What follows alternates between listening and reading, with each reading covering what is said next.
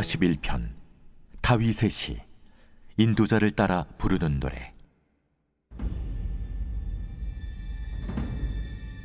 가난한 자를 보살피는 자에게 복이 있으며 재앙의 날에 여호와께서 그를 건지시리로다. 여호와께서 그를 지키사 살게 하시리니 그가 이 세상에서 복을 받을 것이라. 주여, 그를 그 원수들의 뜻에 맡기지 마소서. 여호와께서 그를 병상에서 붙드시고 그가 누워있을 때마다 그의 병을 고쳐주시나이다. 내가 말하기를, 여호와여, 내게 은혜를 베푸소서. 내가 주께 범죄하여 싸우니 나를 고치소서 하였나이다.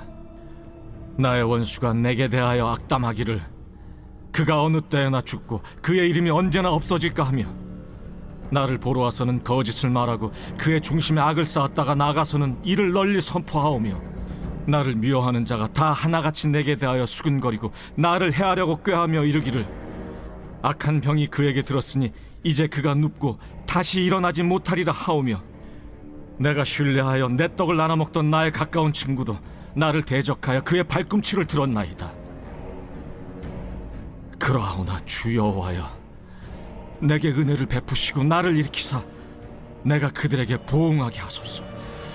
이로써 내 원수가 나를 이기지 못하오니 주께서 나를 기뻐하시는 줄을 내가 알았나이다. 주께서 나를 온전한 중에 붙드시고 영원히 주 앞에 세우시나이다. 이스라엘의 하나님 여호와를 영원부터 영원까지 송축할지로다. 아멘, 아멘.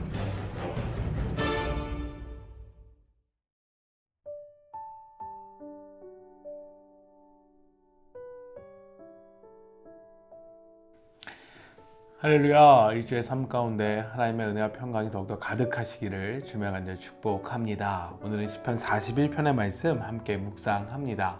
시편은 총 150편으로서 1권부터 5권으로 나눠져 있는 성경입니다. 그래서 오늘 읽은 41편은 시편 1권의 1편부터 41편까지 1권이라고 하고, 그 마지막 시가 바로 41편입니다. 특별히 1권의 처음인 시편 1편과 41편에서는 각각 아쉬레라고 하는 단어를 사용하여 복 있는 사람의 모습에 대해서 말씀하고 있는 것을 볼 수 있습니다. 시편 1편 1절의 말씀을 보면, 복 있는 사람은 악인들의 꾀를 따르지 아니하며 죄인들의 길에 서지 아니하며 오만한 자의 자리에 앉지 아니하고 라고 말씀하고 있고, 시편 41편 1절의 말씀을 보면, 가난한 자를 보살피는 자는 복이 있으며 재앙의 날에 여호와께서 그를 건지시리로다 라고 말씀하고 있습니다.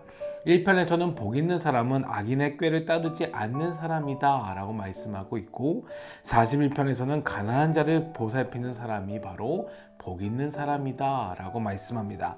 이것을 종합해 본다면은 가난한 사람을 보살피는 자가 복이 있으며 가난한 자를 보살피는 자가 바로 악인의 꾀를 따르지 않는 복 있는 사람이다 라고 말씀하는 것을 볼 수 있습니다. 결국 시편 1권에서는 복 있는 사람은 가난한 자를 보살피는 자가 바로 복 있는 사람이다 라고 말씀하고 있습니다. 이런 대표적인 모습은 바로 예수님의 모습을 통해서 우리가 알 수 있습니다. 당시 가장 천대받고 약한 자들의 친구가 되어주셨고 그들을 섬겨주셨습니다. 그리고 그들의 구원자가 되어주신 예수님의 모습이 바로 가장 복 있는 자의 모습과 합당한 모습이다 라고 이야기할 수 있습니다. 그렇다면은 가난한 자는 구체적으로 누구를 의미하는 것이겠습니까? 당시의 고아와 과부, 나그네와 같은 사회적 약자를 이야기하고 있습니다. 경제적 궁핍뿐만이 아니라 가난과 질병, 실패와 절망, 가진 자들의 횡포와 억압 속에서 무기력한 상황 속에서 소망을 잃은 자들을 이야기하고 있습니다. 요즘 뉴스를 보면은 참 가난한 자들에 대한 소식을 많이 듣게 됩니다. 또한 가난과 질병, 실패와 절망, 횡포와 억압 속에서 무기력하게 희생되는 많은 이들의 소식을 듣게 됩니다. 코로나로 인해 전 세계가 여전히 질병 속에서, 코로나의 어려움 속에서 고통받고 있고, 특별히 인도의 어려움은 상상하기 힘들 정도의 어려움을 겪고 있는 것을 볼 수 있습니다. 미얀마는 여전히 군부 독재로 인하여 어려움을 겪고 있고, 중동에서는 또 갑작스러운 공격으로 인하여 또 긴장감이 높아지는 것을 볼 수 있습니다. 또한 미국과 중국이라고 하는 거대 양국은 신냉전 시대와 같이 서로의 패권을 두고 다투는 것을 볼 수 있습니다. 또한 환경적으로는 또 얼마나 많이 오염이 되어져 있는지요. 미세 플라스틱으로 인하여 많은 생물들이 어려움을 겪고 있고, 그것들을 결국 인간들의 삶까지도 어렵게 만들 수 있다라고 하는 이야기가 나오고 있습니다. 또한 이것에 비해 국내는 안전한가 싶으면서도 국내의 상황 또한 좋지 않습니다. 어려운 정치 상황은 계속 지속되고 있고, 흉악한 범죄 소식들은 왜 이렇게 자주 들리는지요. 인륜이 깨지고 부모가 자식을 힘들게 하고 죽이는 일이 수없이 발생하고 있습니다. 또 그 어느 때보다 청년들의 어려움은 정말 극강의 시대를 살아가고 있고, 점점 더 가혹한 시대로 변화가고 있다라고 이야기합니다. 공정과 정의를 수없이 외치지만 공정과 정의는 사라지고 편법과 불공정이 가득한 시대가 되어가고 있다라고 이야기합니다. 결국 가난한 시대를 점점 더 맞이하고 있음을 이야기할 수 있습니다. 그렇다면 우리는 이 시대에 살아가는 우리들이 정말 복 있는 사람으로서 삶을 살아내야 될 줄 믿습니다. 이러한 가난함의 시대 속에서 우리는 복 있는 사람으로서 이 시대를 붙잡고 기도하는 것이 바로 가장 복된 삶임을 성경은 말씀하고 있습니다.